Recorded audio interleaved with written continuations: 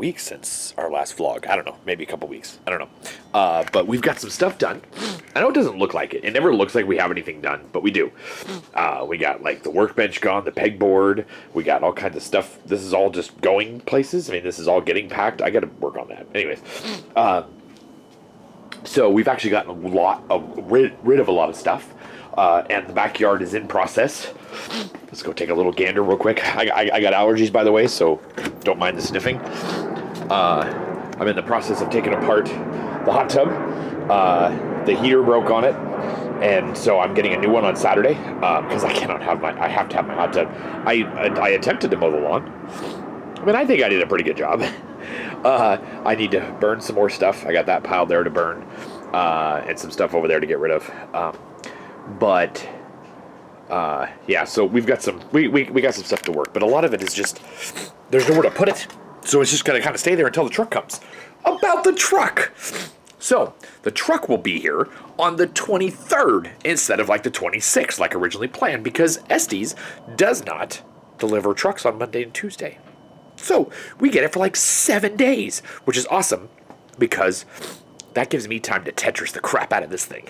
So it will be sitting right here in front of all this. It'll be we'll move the RV. We'll move all the cars. The cars will be in the grass over there, so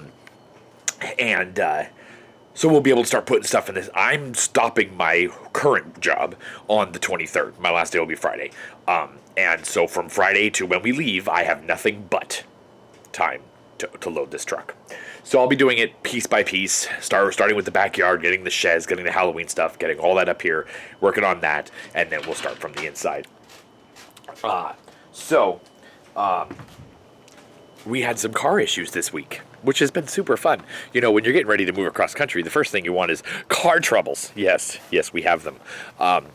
So I have been using this vehicle for basically since like March, I think. It's Ashley's dad's, and you can see my little indent there for the for my sign.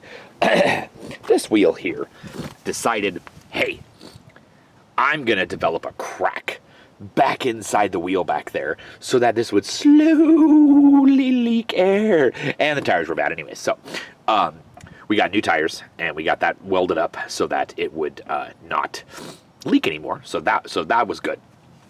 I also had to fix in the back here was the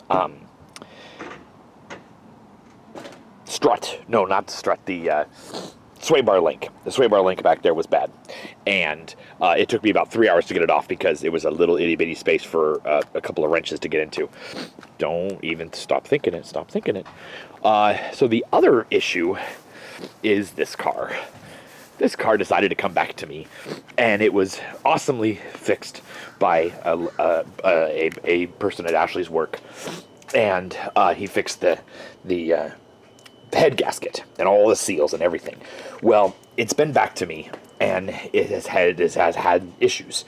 O2 sensors, spark plugs. I replaced a little sensor back there. One of the newest things is well, it's always had a low oil pressure issue or an oil pressure issue. It's been running rough. It's been having issues, and I'm like, I've got to fix it. So I threw the O2 sensors at it. I've done some oil changes. I've done some engine flushes to no change, really. It's gotten better, but really no change. And so today I decided to drive it to work because that car was in the shop getting its tires done. So I decided to drive it to work. I got my first 2 runs, and I never made it to the second run because it said engine power reduced, and it said, hey, you have to go home. So after about 3 or 4 hours trying to figure out what's going on, there's these things. I'll kind of get in here a little bit. Look at this engine stuff. It's a nice clean engine now, but so these right here are variable valve timing solenoids, and they have screens, and the oil goes in those screens, and it gets all gummy.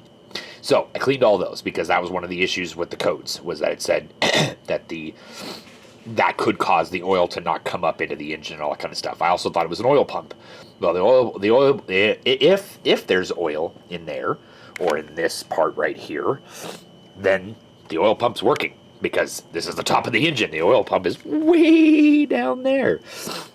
So that has to bring oil all the way up here. Well, it's got to be if all of that has oil in it. So the other issue is each one of these, trying to not do it with my hands because my hands are clean.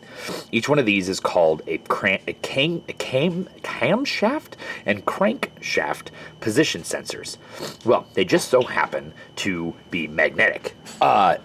So these things are sensors that will sense the position. There's little teeth on the wheels in there behind all of that with the timing chain on them. Well, these little things will mark where the teeth are to make sure they're in line where they're supposed to be.